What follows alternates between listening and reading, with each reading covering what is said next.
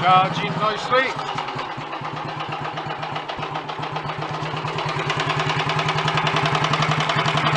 What I did was clean the points in the regulator, and that's got that all working and charging.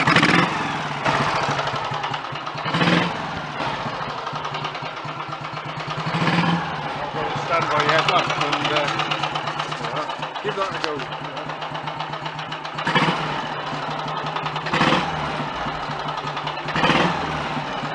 Yeah, we got a good charge coming in now.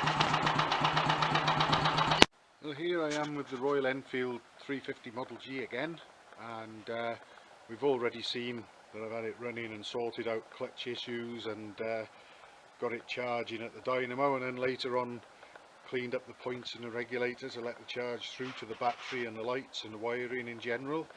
And it was sounding a little bit clattery, and I adjusted the push rods which had a bit of slack in them, and I also put it down to the drivetrain up to the mag dyno, and I sort of was right. They often are quite noisy, but I just took the timing cover off for peace of mind, just to check the condition of the drive worm and shaft to the oil pumps, which are in good condition. And I checked the backlash on the gears, and that's the noise we're hearing. You often see backlash of perhaps almost that much, and it's not uncommon. But in the case of this machine, we look at the worm nut there, you can see that's staying put, but the timing pinion is moving on the end of the timing shaft, so obviously that's loose and it's rocking backwards and forwards on its key, which is probably pretty worn, so I'm going to have to attend to that. Also, I noticed that we don't seem to have any thrust washers outboard of these gears, which we should have, and there may well not even be any on the inside of them, so I'm going to check up on those as well. I know that certainly on the later bullets, this is a Model G, not a bullet, but you usually find a thrust washer on either side of these two gears, so I'll just have a look just in case we're missing those as well while I'm in there. But it's quite simple to take the timing cover off, and there are a lot of things that you can look at while it's off and check for peace of mind. It's not too difficult and well worth doing, and I'm glad I took this off, because I very nearly decided after getting it running and sorting the clutch out and the charging that I might just sort of take it for a run, but then I decided I'd just have a look inside the timing chest, and I'm so glad I did. So I'll be dealing with a couple of those issues there, hopefully get the timing pinion business sorted out, and some thrust washers on these before it goes anywhere. Right, here I am back with this Royal Enfield 350 Model G, and I've sorted out a loose timing pinion on the end of the crank. It actually just wanted this worm nut tightening up, but there's no backlash between it and the end of its main shaft on the crank now, although we've still got this much backlash in the gears, which is normal. I found that there were two washers already behind these idler gears, but none between them and the timing cover, so I found and fitted two of those. And I've ordered a new cork seal for the worm nut, which I'll have to wait for. Hopefully it might come tomorrow. And if we go around the other side of the bike, we'll have a look at the oil pumps. Now, these are oil feed pumps, and this is the oil feed pump from this engine, and it's very, very worn indeed. And I tried ordering a new disc and plunger, but there's no discs available, only plungers, so again hopefully a new plunger will come tomorrow, but I'm not happy with that. That's flopping around far too much. So I found this other used one which has got some play but a heck of a lot less play in it, so I'm going to use this disc with the new plunger when it comes, and I'll just grab the feed pump there. This one's okay. You look at this one, there's very little play in that at all. That's acceptable, but I want to make sure that the feed pump is as good as I can get it, in spite of there being no new bodies or discs available. So I'll use this body or disc with a new plunger. It's actually pretty good with the plunger that's in it, but seeing as new ones are available, at least fit a new plunger, and I'll feel a lot happier about riding this and taking a test ride and possibly eventually even getting it up the Black Mountain and back down. So that's where we are at the moment, and I've got to wait for parts to come now, so that'll be this one ground to a halt for a day or two, I should imagine. Right, I've refitted the timing cover on the engine of this Royal Enfield Model G, and as we've already seen, I've found that the timing pinion on the end of the crankshaft was loose, so I've dealt with that and tightened it up, and found some replacements for a couple of missing thrust washers on the idler gears, on the timing gears. I put a new cork seal in the big end oil feed, and I couldn't get a new pump in its entirety for the oil feed pump, which was very worn indeed, but I managed to find another pump disc among my bits and pieces which was far less worn, and I was able to get a new plunger for it, so I fitted that. And well, here we are. I'm about ready to start it up now, hopefully, and we might hear it's a little bit quieter with any luck after adjusting the push rods and sorting out the sloppy timing pinion and a few other bits and bobs, thrust washers. I'm going to put the camera down here now and just see if I can get it to burst into life with a few kicks. Nice. Try that.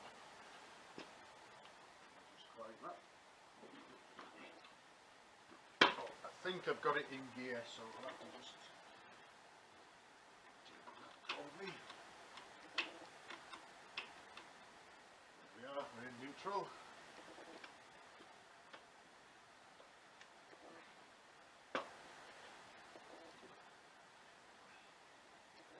Get the fuel on, tickle it up.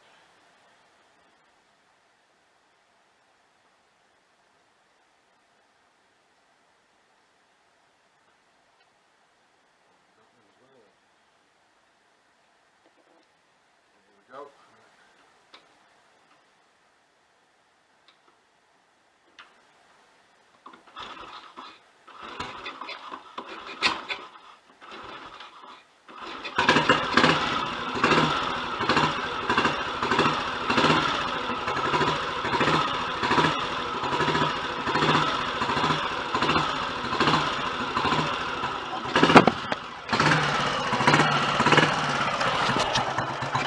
I can instantly tell that that's a lot quieter mechanically.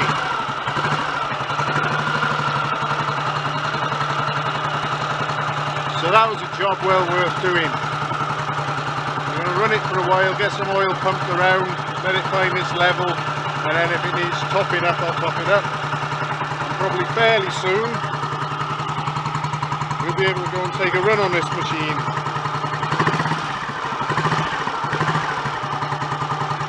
That sounds so much better. Oh, we've got a resident.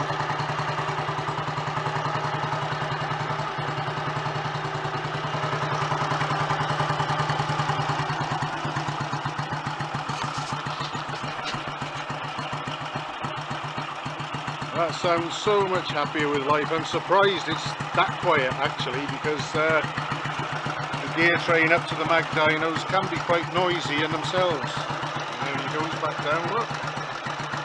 I'll get him off the bike before I take it anywhere. I'll get him off now in case he gets burnt on the exhaust.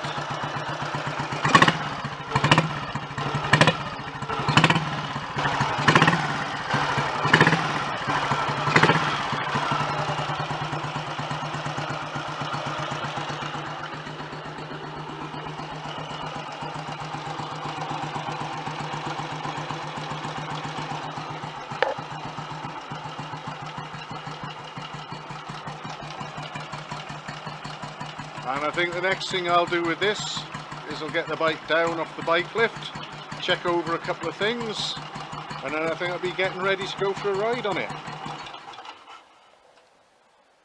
That really sounds like it's ready now. And I was just going to have a try up and down the lane on this Model G before I took it further, and I've only got round the corner from my place. I just pressed the back brake because I thought it felt a bit spongy, and I thought I might go and go up the lane and bed it in a bit, pressing the back brake as I went along. And back brake has come on. It's jumped out of its anchor position. It's also popped the rear subframe off and bent the rear brake rod. Pedal is down, and I'm going to have great difficulty moving this now. So that's cut that short. So I've also noticed that the front forks don't seem to want to move at all, up and down. So these are the things that I'm seeing more and more of on so-called restored machines. Things not done properly, things not done safely, things not as good as they look. It's not very good at all. Right, I'm back with the Model G Royal Enfield, and I've just found out why the brake came on with a bang and stayed on and caused this damage. Locked the back wheel up. Look at that for a brake torque arm. It's open-ended, and it's obviously, it's very light gauge steel anyway, but it's just pulled away from where it's been bolted. There really are some people around who shouldn't be allowed to own effing tools. That could have quite easily killed me or someone else if I'd have waited until I was out on the main road to use that and it locked up. Who knows what might have happened. So beware, people. Restored bikes aren't always as good as they might look, and in the case of this one, it could have killed somebody. So I'm going to deal with it properly. Right, well here at first glance anyway is a rather nice Royal Enfield 350 Model G, and I've been working on it recently and I've already made a couple of clips about it. And it came here as it was difficult to start, basically. That was the bottom line, and I needed to take a look at it and see what was going on there, and most of it boiled down to the clutch slipping so badly because it was assembled incorrectly that when you tried to kick-start it, it just slipped, and that was the main reason why it was difficult to start, rather than any timing or carburation or magneto issues. And once I put the clutch right, I got it starting okay, but the engine was quite noisy, and I checked the push rods, adjusted them, and that there was a bit of slack in them, and I thought we would be good to go. I thought I'll just take the timing cover off as well and just have a look in there and just make sure that the oil pump, drive gears, etc. are in acceptable shape. And good job I did, actually, because there was the seal in the end feed for the crank, the little cork seal was very worn. There were two shims thrust washers missing off the idler gears, and it turned out I checked the oil pumps as well, and although the scavenge pump was acceptable, the feed pump was very worn indeed, so I've changed that as well. And the timing pinion on the end of the crankshaft was loose as well and slopping around, so I took that off to make sure that the key and the keyway weren't damaged, and they were okay. So that was just a matter of tightening the oil pump worm nut up, actually, to sort of harden up the fit of the timing pinion on the taper on the end of the crankshaft to sort that out. But good job that that was spotted, because if that had been left to sort of slap around, it would have eventually sheared the key or cracked the pinion. The timing would have slipped, with possibly resulting in the valves hitting a piston, and all sorts of other damage might have ensued if in the worst case scenario. So anyway, all that was put right, and I actually got to a point where, oh, hang on a minute, let's just recap. I also had to get it charging, of course, which involved going into the dynamo there and cleaning the brushes and the end of the commutator, and also re-exciting and repolarizing the dynamo with the battery, and then going into the regulator and cleaning the points in the regulator, which is hidden there behind the battery, between the battery and the airbox. Had to go in, get the cover off that and clean the contacts in that to get that working, which while I was doing that led me to finding that this bolt here through the frame, this stud with a nut on either end of it, was loose, so I dealt with that. So got it running nicely, got it charging nicely, everything was pointing towards me being able to take a ride out on it, and in fact I got ready. I got to a point where I was going to take it for a ride and film it and hopefully that would wrap up all the loose ends, and we'd be finished with it, and it would be ready to go home. But I just thought I'd take a ride up and down the lane on it first, because the rear brake had felt a bit spongy and seemed to be binding a little as well. So I thought, well, I'll just ride it up and down the lane and see if I can possibly bed the rear brake in a little, to give it a few jabs under power as I move along, and perhaps that will settle down and I'll be able to adjust it a little. Much to my surprise, I only got around the corner. I didn't even get to the railway line. I was doing little more than a walking speed and jabbing the back brake on and off, and all of a sudden there was a great big bang.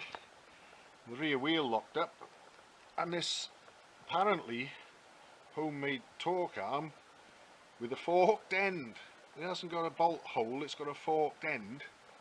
Obviously came away from the mounting point on the frame and allowed the brake plate to slew anti-clockwise with the brake on.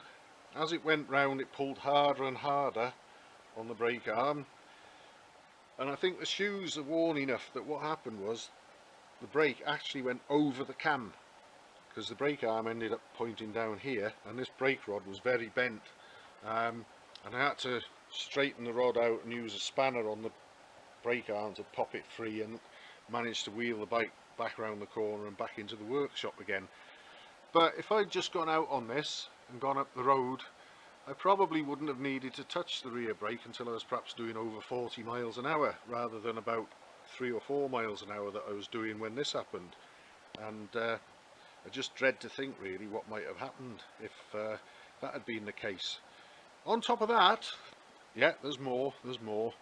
I had realised before I set out for the ride that the front forks didn't seem to move when you pulled the front brake on and sort of pushed on the handlebars, but I thought, well, I can probably live with that and just see that the engine's running nicely and that it actually goes okay, and report back to the owner and probably take a look at these. But obviously it never came to that, because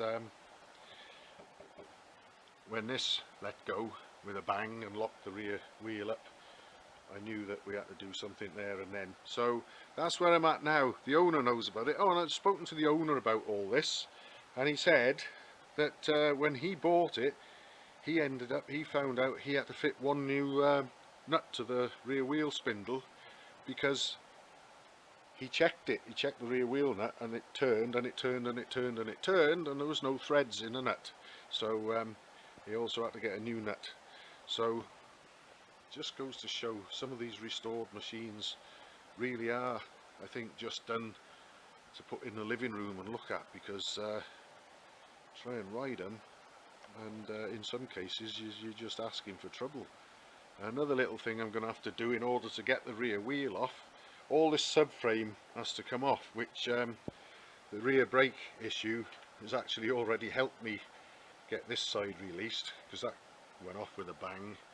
But what you're supposed to be able to do is take this whole subframe assembly and rear mudguard, the toolboxes, everything off. You unplug the wires, undo a couple of bolts, and the whole lot lifts out the way, and then you can get at the rear wheel. But when it's been restored, somebody's omitted to put any connectors in the wires there, so I'm going to have to cut them and put connectors in to enable me to get the whole thing off and out the way to deal with the rear wheel and the rear brake, etc. So it's going to be a little while before I ride this bike, so I'll probably join this video up to some others that I've made, and that'll form one part of the story, and hopefully one day in the not too distant future we may actually get a ride on this where it's all working as well as it looks. But we've got some work to do before that day comes.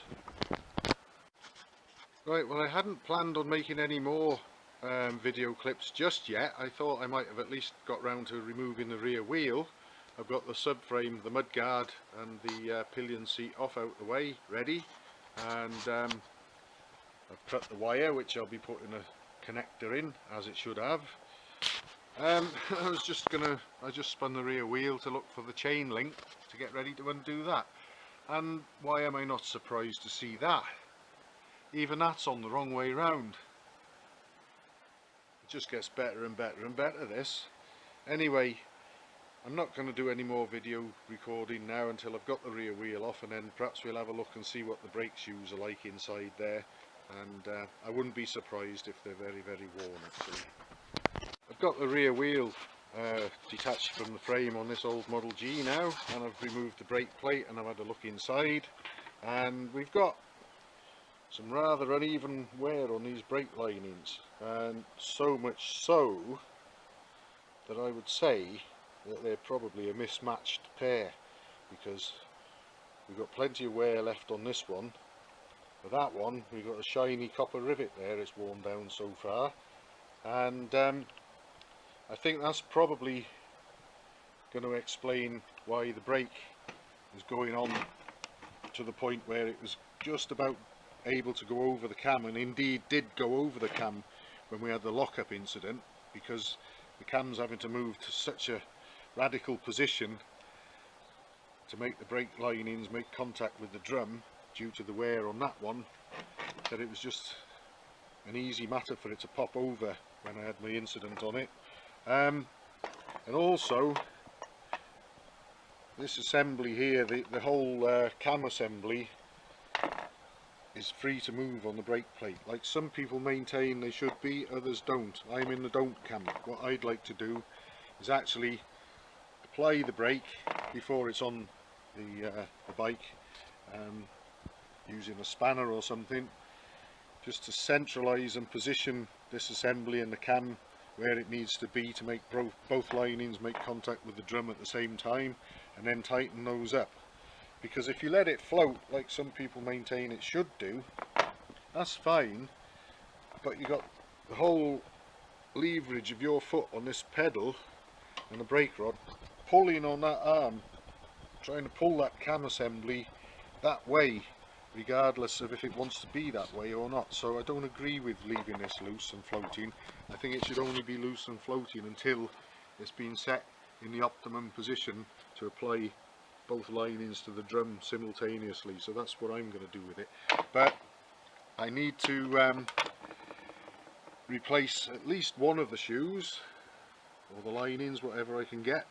I also noticed there's a spring there, and there's a spring on the inside of that set. There should actually be a pair of springs each side there, so we're missing 2 springs, so I'll have to try and source a couple of extra springs as well. So again, we've got mismatched linings on the brakes and 2 return springs missing, as well as all the other things that we've seen so far on this so-called restored machine. It just beggars belief, it really does. But anyway, I'm going to deal with this somehow, put it back together, have a functioning rear brake, and then I suppose it'll be time to have a look at the front forks and find out why they are not moving. But onwards and upwards. Right, I'm pretty sure that I've got the rear brake issue sorted out on this Royal Enfield Model G now, and hopefully if I can hold the camera and do this at the same time, I might be able to demonstrate the movement of the brake arm is greatly reduced now before the brake comes on. It doesn't move very far at all, rather than doing nearly a quarter of a rotation because the linings were so worn on the other set of shoes. These old type shoes are quite hard to come by, but in amongst my bits and pieces I found a pair with very good linings on them, plenty of wear left in them, and I've centralised the operating cam to suit the orientation of the shoes in the drum when the brake is on. So I've taken care of all of that and tightened those 2 bolts and their backing nuts right up, so that's not going to move about freely anymore, but it's where I want it to be. And I've also located a second pair of springs, so we've now got the 4 springs acting on those shoes, as should be the case, rather than just 2 as there were before. So I'm going to put this all back together now and put the rear wheel on the bike, and I guess then I'll turn my attentions to the front forks and see what's going on with those. But I'm pretty sure that the back brake will now work as it should, and not be a problem or a death trap anymore. Well, just when you thought you'd seen it all, I've been getting on quite well with this the front end, the front forks of this Royal Enfield Model G, which were basically just assembled rather dirty internally and dry, so I've had them apart and cleaned them, and I'm obviously going to put oil in them and they'll probably work alright. There's also some slight play in the steering head bearings which I can adjust, but that's no biggie. But I was refitting the front wheel and I was very surprised actually to find that there's brand new brake shoes in the front brake, so that was a pleasant surprise. But I thought it was a little odd that the usual quarter Whitworth spanners that I use on the wheel spindle clamp nuts didn't really fit too well. It was a little bit sloppy, and a half-inch spanner, half-inch AF, was a bit tight, and of course it turns out that someone's put metric M8 studs and bolts in there, and I hadn't realised really. I should have done, but I hadn't realised. I was tightening the clamps up. I've done one up, and I came round to this side to tighten this one up, and there's one stud and one bolt in each, which should have told me that there was something not very good going on. There's the bolt there, a nice stainless one, and it's a metric M8, and that's confirmed by the nut actually that also fits on this stud, which has blue nylock in it. Now blue nylock indicates metric, white nylock indicates imperial. So we got M8 8mm nuts screwed onto those studs, whatever they are or were. So this one's tightened up quite well actually, but seeing what's been going on this side now, I'm not so confident, but I'm going to have to deal with it, and probably I'll have to tap out and helicoil in there. I would think. We've got a stripped thread